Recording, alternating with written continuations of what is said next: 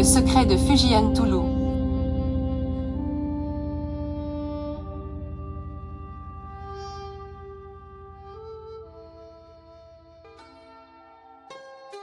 Il était une fois, dans un paisible village chinois.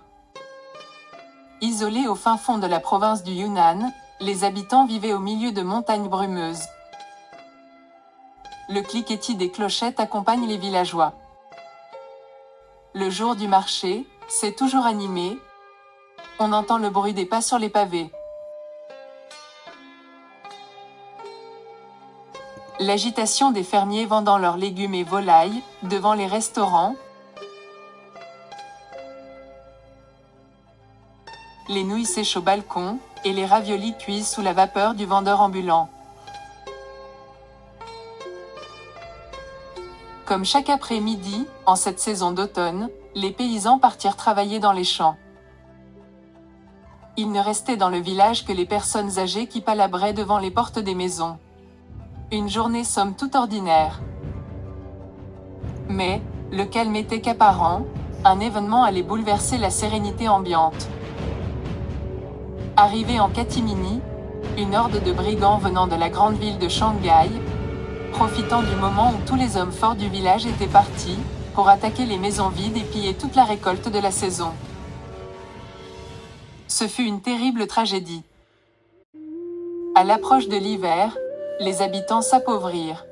Le marché s'était vidé, il ne restait que de rares fermiers essayant de vendre leurs derniers fruits. Ce fut la période de famine la plus difficile qu'ait connue le village. Les journées parurent longues à l'attente du printemps.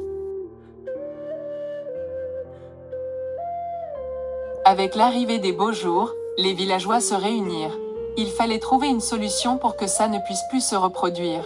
Le village n'était pas bien protégé, il était facile de s'y introduire pour y commettre des actes malveillants. Parmi les idées suggérées de tous, une retient particulièrement l'attention. Madame Zhu a une cousine qui vit dans la province du Fujian. Elle a entendu dire qu'il avait inventé une solution pour ne plus jamais être embêté par les voleurs. Le chef du village se mit à espérer en des jours futurs bien meilleurs. Il prit une décision. Il fallait connaître ce secret.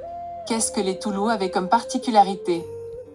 Ils allèrent chercher le fauconnier, et attachèrent à la patte de l'oiseau, un message à l'attention de la cousine de Madame Zhu.